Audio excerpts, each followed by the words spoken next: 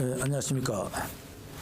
잘 쉬셨나요? 이제 3주차가 되겠습니다. 오늘은 여러분들과 청소년 복지 접근 방법을 가지고 공부하도록 하겠습니다. 자, 청소년 복지를 이해하기 위해서는요, 청소년 복지에 대한 기본적인 시각 전환이 필요합니다. 청소년 복지를 청소년의 욕구와 사회환경 간의 상호작용에서 정하지 못할 때 일어나는 문제로 볼 것인가, 이게 자녀적 개념이죠. 또는 아니다면은 이상의 두 가지 개념, 아니면은 정상적이고 일반적인 경우에도 도움이 필요할 때가 있다고 이해할 것인가, 즉 제도적 개념인데요. 이런 것을 갖다가 아니면은 두 가지 개념에서 존재하고 있는 문제와 무관하게 모든 청소년이 삶의 질을 향상시키고 인간 발달을 완성하는 것을 청소년 복지 목적으로 볼 것인가, 이것을 즉 발전적 개념으로 하는데요. 하는 것에 대한 검토가 요구되고 있죠. 이를 위해서 먼저 사회복지에서의 3대 관점과 그에 따른 청소년 복지 3가지 관점에 대해서 오늘 생각해 보려고 합니다. 이러한 상호 관련과 여러 가지 관점과 접근법에 대한 종합적인 이해는 향후 청소년 복지의 성격과 영역 또는 분야를 어떻게 이해하고 규정해야 할 것인가에 대한 분석 툴로서의 의미가 있을 것입니다. 금일 같이 토의할 과제는요, 사회복지 3대 관점과 청소년 복지 접근법으로부터 전통적 시점 방법과 청소년 복지까지가 되겠습니다.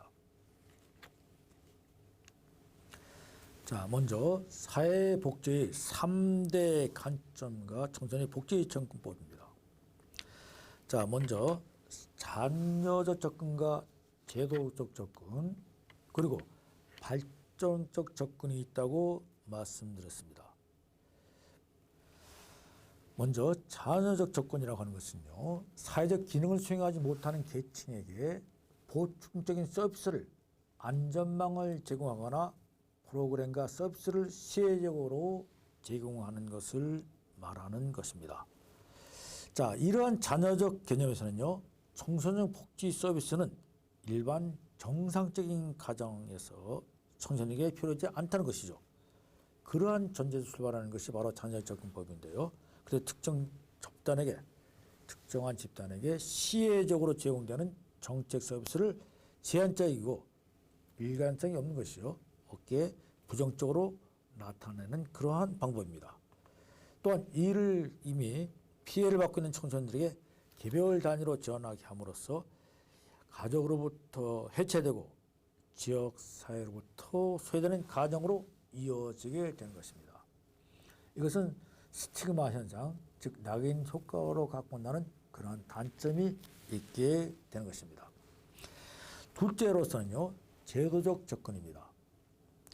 이는 정상적이고요, 일반적인 사람들도 현대 복잡한 사회 속에서는 공동의 인간적 욕구를 가지고 있으며요, 도움이 필요하다고 보는 그러한 개념입니다.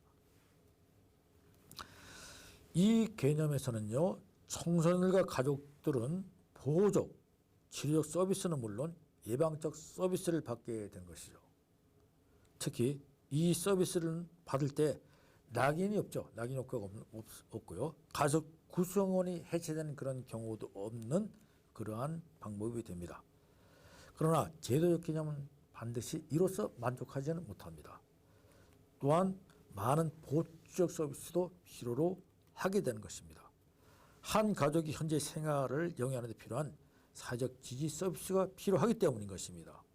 그래서 다양한 가족 보호 사업, 그리고 가족 관리 사업, 지역사회 연계서, 이하활동 등으로 청소년들은 가족 및 지역사회의 단계를 맺는 사업이 필요하게 되는 것입니다. 이와 같이 제도적 개념의 청소년 복지는 일부 청소년만을 보호하는 것이 아니죠. 모든 청소년을 보호하는 사회적인 유용성이 높은 개념이 되는 것입니다. 다음 세 번째로는 발전적 접근입니다. 이는 반드시 문제를 해결하기 위해서뿐만 아니라 삶을 더 향상되게 하고 인간 발달을 충족하기 위해서 사회복지제도가 필요하다고 보는 개념을 이야기하는 것입니다. 이것은요, 인간 발달과 사회 발전에 초점을 맞추는 그러한 접근 방법인데요. 제도 접근은 사회 문제를 전제라고 해서 그 문제를 예방하거나 교정하기 위해서 사회복지제도를 마련해야 한다고 보는 입장입니다. 이 접근은요, 바로 이러한 문제를 전제하지 않고 인간의 잠재력 발달과 삶의 질 향상 목적하는 접근점에서 근본적으로 제도 접근과는 차이가 있죠. 자, 한번 예를 들어보겠습니다. 지방정부의 공원관리 및 레크리에이션 부서가 다양한 프로그램을 갖다가 제공하고 있죠. 그런데 이것이 문제를 고치거나 결점을 극복하는 그런 것이 아니죠. 이는 단지 사람들의 잠재력을 보다 더 합장하고 삶의 질을 높이기 위한 목적으로 하는 것입니다. 이러한 서비스를 제공한 발전 접근을 관점이라고 보는 것입니다. 발전 접근은 또한 앞서 언급한 공원 관리 및 레크리에이션 부서와의 사례와 같이 개인에게 초점을 가질 수도 있고요. 나아가서 가족의 강점을 구축하는 것과 같이 집단에게 초점을 맞출 수도 있습니다. 그래서 일자리 마련을 위해 일하는 것 같이 지역사회 수준의 접근을 가질 수 있다는 특징을 가지게 되는 것입니다. 다음은 청소년 복지의 3대 접근 방법입니다. 자, 아까 이건 사회복지가 아니라요. 우선 청소년 복지의 3대 접근 어떻게 하느냐 하는 것을 갖다가 설명드리겠습니다. 자, 먼저 문제중심 관점입니다. 문제중심 관점은요, 청소년을 사회적 지원의 역할의 관점이라고 보다는 인간 발달적 시기로 보는 관점입니다. 이런 인간 발달의 시기, 그러니까 아이에서 어른으로 넘어가는 한 가정에 있다고 보는 그런 문제 중심의 관점으로 보는 것이고요. 예방적 관점이라는 것은 문제가 처음 생기는 것을 예방하는 것이 비용 효과적이고 효율적인 관점으로서 사전에 예방에 목점을 두는 것을 이야기합니다. 그리고 청소년 개발 관점이라고 하는 것은 예방적 관점에서 더 나가죠. 긍정적 발달과 청소년의 건강과 안녕에 기여하는 조건을 강조하는 그러한 관점입니다. 따라서 청소년의 잠재성, 또 청소년을 자산으로 보거나 자원을 가진 존재로 볼 때 문제 해결책인 개인의 잠재력과 가족, 지역사회에 있다는 것이 자명해지고 있다고 볼 수가 있겠습니다. 자, 이제 다음은 청소년 복지 예방적 접근 방법에 대해서 알아보도록 하겠습니다. 청소년 복지 예방적 접근 방법은요, 문제중심적, 예방적, 청소년 개발과 관점에 몇 가지 접근 방법이 또 제시되고 있는데요. 여기에 가장 대표적인 것이 세계보건기구가 강조하는 3대 예방 모델입니다. 가장 대표적인 것이 세계 3대 예방 모델이 있는데 예방 모델이 바로 1차적, 2차적, 3차적 예방 모델이 된 것입니다. 1차적 예방은요, 정상적이고 건강한 심신의 발달 위해 조기에 투입되고 장기적으로 지속되며 평생 교육적인 성격을 지닌 예방활동이라는 것입니다. 이것이 1차적인 것이 되고요. 그래서 이것은 새로운 문제나 병의 출현율을 갖다가 줄이는 것을 말하는 것이죠. 다음은 2차적 예방입니다. 2차적 예방은요, 이미 존재하고 있는 천장 상태의 일탈 행위 또는 소위 위험한 사람 또는 위험 집단을 치유하는 것입니다. 이미 존재하고 발생된 경우죠. 그래서 이왕 문제된 것을 최소화시키거나 기능이 조속한 빠르게 회복시키는 그러한 일을 하는 것이고요.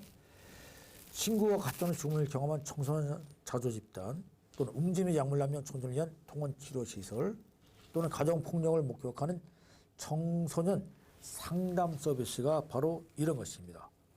다시 말씀드리면 이미 발생한 문제나 병에 대해 이를 조기에 발견하고요. 또는 조기에 개입하고 이를 투입함으로써 유병률을 갖다가 낮추는 것을 목적으로 하는 것이 바로 2차적 예방이라는 것입니다. 다음 3차적 예방이라고 하는 것은 심리사회적인 측면에 도움을 제공되는 영역을 얘기하는 것으로서 문제 해결 이후에도 잔존하는 문제들을 갖다가 줄이는 것입니다. 그래서 과거 일탈 청소년이 자기 신뢰감을 강화시켜준다든가 가족의 복귀를 돕는다든가 청산적인 일상생활을 다시 영위할 수 있도록 도움을 주는 것입니다. 다시 말해서 3차적인 것은 현존의 문제나 병으로 인한 장애 및 복합적인 문제를 예방하는 것을 목적으로 하는 것이 되는 것입니다.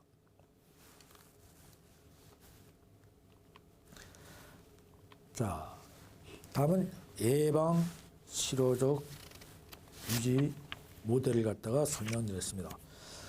청소년 목적은 두 번째 접근 방법으로는 정신건강의 예방, 치료, 유지 모델이 있습니다. 이는 문제 예방부터요.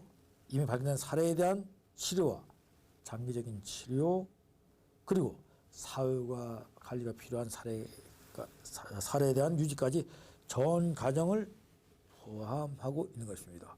먼저 예방에 대해서 알아보면요. 예방은 보편적 예방과 선발적 예방, 표적 예방이 있습니다.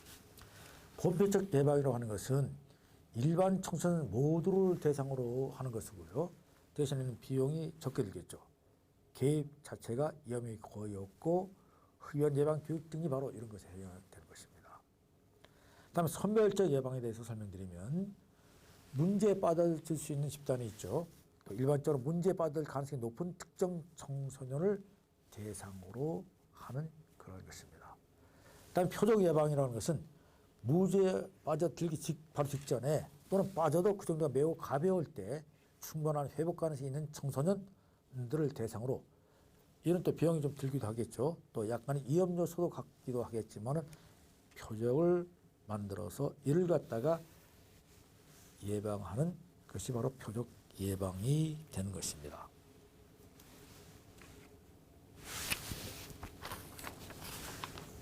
다음은 이제 치료에 관해서 알아보겠습니다. 자, 치료는요, 크게 이제 사례 발견, 알려진 사례에 대한 기본적 치료를 포함하는 것은 이것이 있는데요. 개인 상담, 집단 상담, 약물 치료, 입원 치료 등 청소년을 직접 치료하는 방법이 있고요. 문제가 시간 상태로 진행된 것을 방지하는 이러한 일들이죠. 문제 해결이 어려울 경우 재발의 가능성을 줄이는데 역점을 두게 됩니다. 자, 유지는요. 장기 치료나 보호를 요하는 청소년을 대상으로 치료하는 것입니다.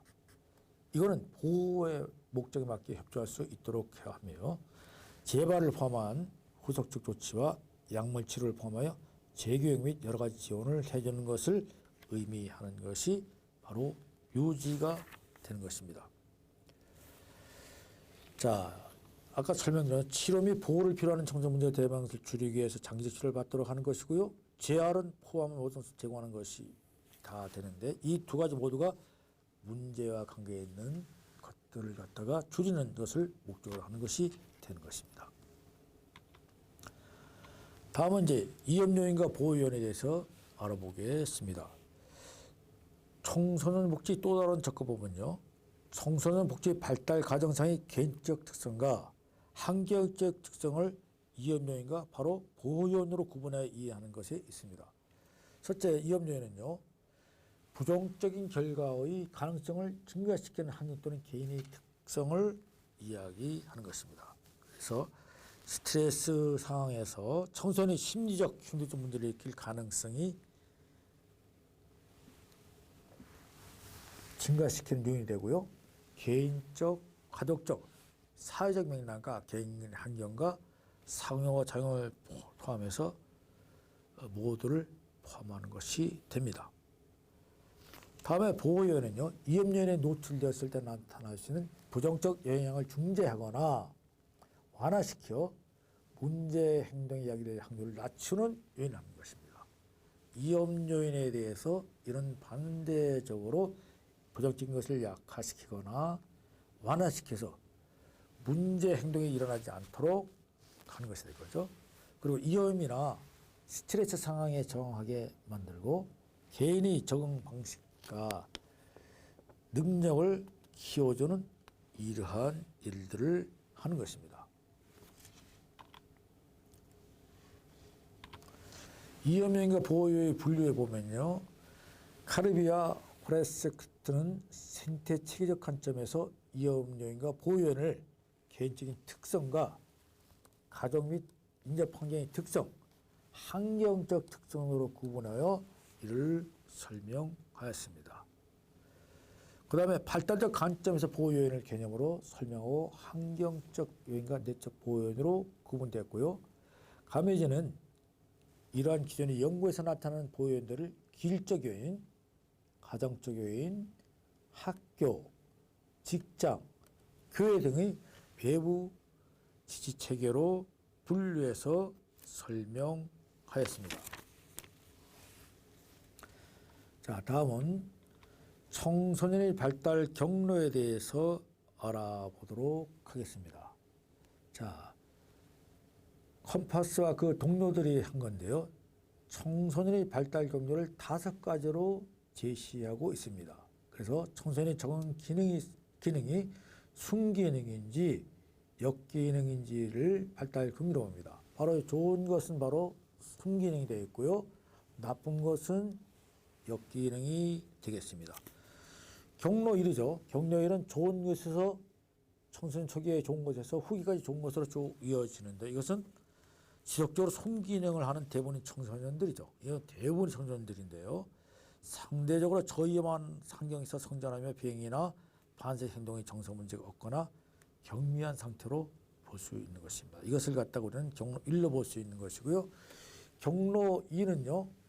자, 청소년 후기나 나쁨, 즉 역기능이 계속되고 있는 겁니다. 이것은 청소년 이전부터 문제가 있거나 장애가 또는 극심한 스트레스로 악조건 상황이 지속되는 것을 이야기하는 것이고요. 자, 경로 3은 보면요. 바로 이것인데요. 초기에는 나빴으나 점차 순기능으로 전환될 경우. 자, 경로 4는 초기에는 순기능이었으나 역경으로 변화한 그런 상황. 경로 5는 자, 최초는 좋았으나 다시 역경으로 갔지만 다시 회복돼서 순기능으로 돌아온 이런 경우입니다. 이런 경우는요. 순기능 청소년들이 호기심에 따라서 발동해서 일시적으로 역기능에 빠졌지만 바로 다시 순기능으로 회복된 그런 것을 보여주고 있는 것입니다. 이 설명을 제가 지금 여러분들한테 전체적으로 드렸습니다. 자, 다음은 전통적 시각과 청소년의 복지에 관해서 알아보도록 하겠습니다. 자, 개인의 대상 접근 방법에 대해서 설명드리면요. 청소년과 청소년 복지 실천가, 그리고 청소년 지도자, 청소년 상담사 등을 포함한 실천가와 전문가들은 1대1 강좌를 통해 개인의 변화를 추구하는 것으로서 개인이 주어진 환경보다 조라한 적응을 할 수 있도록 돕는 것을 갖다가 개인 대상 접근 방법으로 보는 것입니다. 다음은 개입과정과 실천 기술로서는 이는 탐색을 질문하고요. 개인 대상 접근 방법에서 개입과정 실천 기술은 탐색 질문하거나 내용을 반영하는 기술, 감정 반영 기술, 감정 의미 반영 기술, 명료화, 직면, 세분화, 일반화, 조언, 경청 기술을 바꾸어 말하기, 요약하기, 해석하기, 지휘 기술 등을 나타내야 되는데요. 이는 여러분과 전과 시간에 보다 구체적으로 설명드릴 수 있도록 하겠습니다. 참 집단적 접근 방법이 있죠. 개인의 접근이 주로 상담 통해서 이루어진다면 접근 방법은 청소년활동 시설에서 인간관계 훈련, 수련활동 등의 형태로 이루어지거나 상담 사업의 경우에는 상담실에서 집단 상담 형태로 시행됩니다. 그리고 집단 구성원이 서로 영향을 주고받는 과정에서 생기는 집단 역동의 효과가 더 커지게 되는 것입니다. 다음에는 계획과정과 실천 개설은 이러한 계획적인 집단의 형성, 특정 목적 등으로 해서 평가까지 이루어지게 되는 것입니다. 다음은 지역 중심 접근 방법입니다. 지역 중심 접근 방법은요, 청소년의 욕구와 문제 해결을 위해서 좁게는 지역사회 자원을 활용하고요, 넓게는 지역사회의 변화를 통해서 청소년을 원조하는 방법입니다. 지역사회의 단위로 하여서 청소년에게 영향을 미치는 각종 문제에 대해서 지역사회의 내외적인 자원을 동원하고요, 조직함으로써 문제 해결을 시도하는 방법입니다. 지역 청소년 복지 정책과 서비스를 포함하는 모든 노력이 총체라고 말할 수 있겠습니다. 계획 과정과 실천 기술은 자주적 자발적 원칙과 합력 계획과 가정의 원칙, 조정의 원칙과 합의 원칙, 능력 참여자로서의 역할 원칙입니다. 여기에 자조적 또는 자발적 원칙이라고 되어 있는데요. 이 자조적과 자조적은 굉장히 자발적은 문제가 좀 다릅니다. 자주적이라고 하는 것은요, 자발적은 어떠한 사람의 자기 스스로가 모든 것을 결정하는 것에 한해서, 자발적은 어느 사람의 도움의 요구에 따라서 자기 마음을 움직여가는 것이 이렇게 달라지는 것입니다. 이런 뜻이 있는 것이고요. 그래서 계획 과정은 자주적이기도 하고 자발적인 그런 원칙이 적용되기도 하는 것입니다. 다음은요,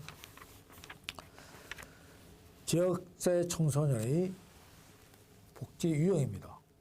그래서 네 가지로 될 수 있는데요. 지방자치단체, 지역사회기관의 정책 중심의 유형과 각종위원회와 협의를 통한 유형, 그리고 청소년 복지 관련 기관과 단체를 통한 복지 사업의 유형, 그리고 재정 지원과 모금 등을 통한 유형이 있습니다. 이러한 것들을 갖다가 단체로 나타낸다면 청소년 수련시설, 청소년 단체, 청소년 쉼터, 청소년 지도위원, 사회복지관, 사회복지협의회, 공동모금회 등이 되겠습니다. 자, 요거 진행이 전에 잠깐 요 설명을 좀 하고 지나가겠는데요. 자, 여러분 아까 지역주민 접근 방법 중에서 이제 청소년 수련 시설에 대해서 설명드렸는데요. 청소년 수련 시설은요, 이 시설들은 지역사회에 위치하고 있죠. 그리고 청소년 활동 시설에서는 역할을 수행하는 데 중점을 두고 있으므로 복지의 측면보다는 더 많은 지역사회 연계와 협력이 필요한 것입니다. 다시 말해서 청소년 수련 시설은 이는 복지 차원적인 보다는요, 많은 지역사회 연계를 통해서 청소년들의 변화를 갖다 유도한다는 그러한 특징이 있다는 것이고요. 청소년 단체는요, 청소년 기본법 제40조에 의해서 한국청소년 단체협의회와 여타의 청소년 단체들이 이렇게 지역사회 청소년의 중요한 역할을 갖다가 하고 있는데요. 이 단체들은 주로 학생들이 청소년들의 사업과 활동에 대한 협조와 지원을 해주고요. 특히 외국 청소년단체와 교류 및 지원도 이곳에서 해주게 됩니다. 청소년활동에 관한 조사, 연구, 그리고요, 지원, 협조 등을 갖다가 하게 되었고요. 여기 청소년 쉼터라고 나와 있죠. 청소년 쉼터라고 하는 것은요, 이는 국가나 지방자치단체가 가출 청소년들을 일시적으로 생활 지원과 또 이를 선도하고 가정사회로 복귀시키기 위해서 지원하는 것을 얘기합니다. 일정한 어떠한 그 장소에서 설치 운영할 수 있도록 하고 있고요. 현재 청소년 쉼터는 가출 청소년을 위한 일시적 보호와 사회 조치를 통한 지역사회 복지를 두 가지를 갖다가 시행하게 됩니다. 아마 여러분 지역마다 보면 청소년 쉼터 시설이 존재하는 것을 갖다가 알고 있겠습니다. 이 공동모금에 대해서 하나 더 설명드리면요. 공동모금에는 사회복지와 관련한 재정의 확보를 시민과 사회복지기관의 협동적 자발적 조직을 통해서 도모하는 지역사회복지 한 형태입니다. 그래서 여기서는 지역사회복지사업에 관련된 계획, 조정, 운영 등을 촉진하고요.